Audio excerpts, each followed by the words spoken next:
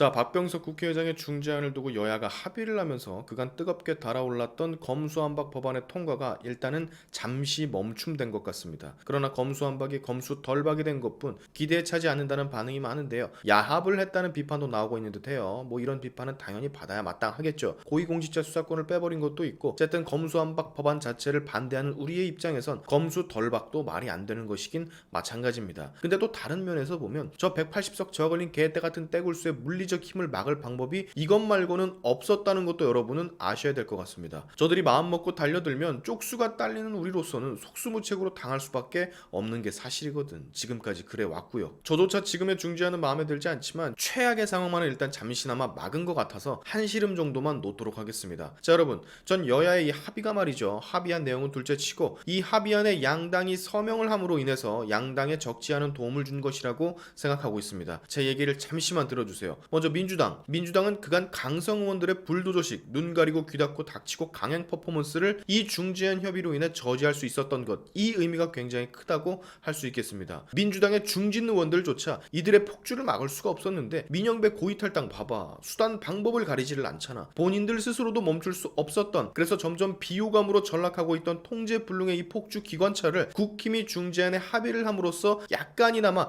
탈출구가 마련됐다는 그런 느낌이 강하게 들어요. 이 건에 대해서 국힘을 비판할 분도 계시겠지만 아까 말씀드렸죠. 쪽수가 매우 딸리는 우리로선 이것이 그나마 지금 당장은 최선의 방법이었다고. 이것마저도 안 했다면 저들이 마음먹은 대로 결국 늘 그랬듯 통과가 됐을 거라고. 자, 이번에 국힘은 가뜩이나 힘이 부족해 지선을 꼭 이겨야만 하는 입장입니다. 그거 알고 계시죠? 근데 맨날 이 검수완박 때문에 의원들 24시간 국회에 머물러 있고 선거운동도 제대로 못하고 만약에 필리버스터가 시작이 된다면 선거 기간에 거기에 집중을 해야 하는 난해한 상황이 펼쳐지니까 이런 여러 가지 불편한 상황을 잠시나마 해결한 점에 있어서 의미가 있지 않나 싶어요. 국힘은 분명히 합의가 된 이유를 바라보고 있을 겁니다. 윤석열의 취임 그리고 지선에 집중해 승리를 함으로써 분위기 반전을 꾀하려고 하겠죠. 또한 국힘은 당장 민주당으로부터 안전하게 수행해야 할 청문회가 남아 있습니다. 한덕수 총리 청문회가 아마 첫바로 진행될 것 같은데 총리는 그야말로 윤석열 초기 내각의 가장 중요한 부분, 이것이 틀어진다면 윤석열 초기 정부부터 삐그덕거리는 상황이 연출이 되니까 이건 반드시 피하려고 하겠죠. 사실상 국회 동의가 없으면 총리 임명이 불가능하니까요. 170석이 넘는 민주당이 행여나 총리 임명을 반대한다면 그건 또 그거대로 문제거든. 그래서 이것에 대한 어느 정도의 지들끼리의 협의도 분명히 있었을 거예요. 인수위도 보니까 이 중재안을 어느 정도 존중을 한다라는 의견을 내비친 것 같은데 이 존중한다라는 의견이 윤석열의 손짓 없이 튀어났을 리는 없는 거 다들 아시죠? 결국 이 중재안 수용에 어느 정도는 동의한다는 뜻을